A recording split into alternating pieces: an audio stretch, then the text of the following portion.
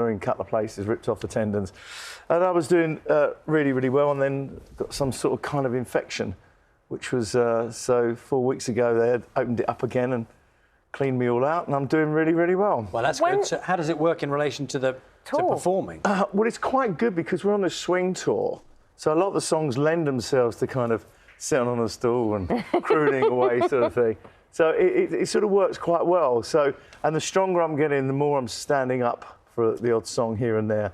And yeah, it's gone really, really well. People seem to have embraced that whole swing thing, which is cool. How does the old diaphragm, not old, sorry, how does your diaphragm cope? He's quite old. No, I didn't mean it like that. It was a turn of phrase. Unfortunate. How does your diaphragm cope? Because you really, you know, in order to fill your lungs and in order to project and use your diaphragm well, sometimes it is better to be standing. Have you adapted to sitting? Although I think if you've had enough training and stuff, I can sit on a stool and still hit all the notes and hold them and everything else, so I don't have to stand.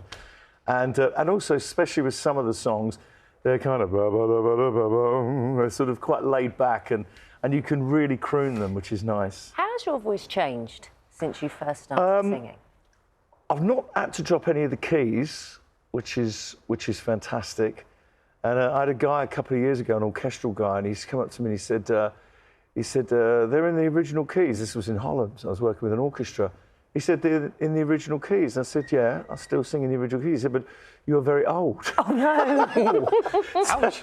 Well, I nearly punched him. And, you know, I mean, so I'm still very, very lucky. I think I've got there's more kind of scope and depth and everything. I mean, I can still sing really, really high, but with this kind of croonery kind of thing, I can sort of do the kind of low stuff as well, which is lovely for me, really cool. Did you do that when your mum was doing the Sunday roast and playing this? Did you kind of sing along, and did she say, "Oh, you've got a lovely before you voice pick Grandad up from the pub"? Yeah, well, they would play. I mean, you know, I'm saying to people at the audience, I said, you know, hopefully this is bringing back memories of your childhood, the same as it is for me, because my mum and dad were mad Sinatra, Jack Jones, Tony Bennett, you know, Sammy Davis, and so they would play that music on the run up to Sunday lunch.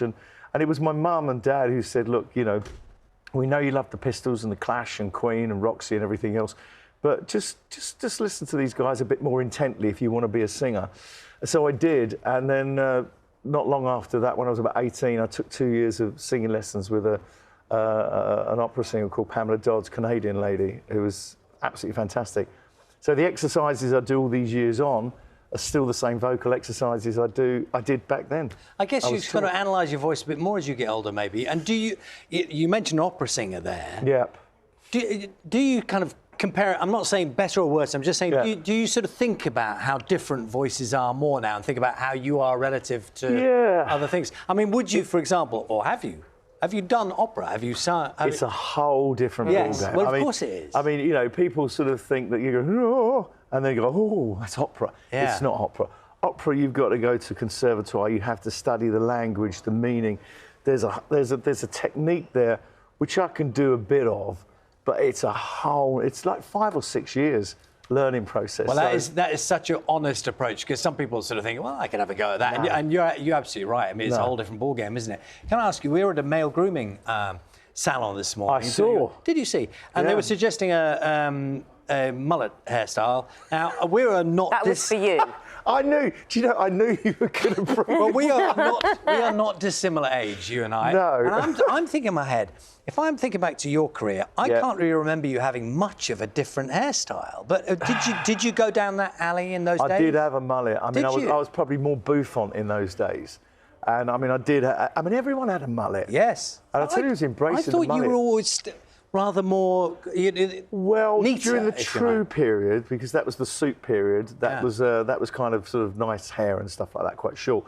But then when we got here you go. Yeah, there you go. That's me when I was very, very young. So is that pre-mullet? That's pre-mullet. And then we got into the sort of more flamboyant kind of frilly shirts and ruffles. And that's when we all started to wear mullets. Awful thing. Get rid. Don't.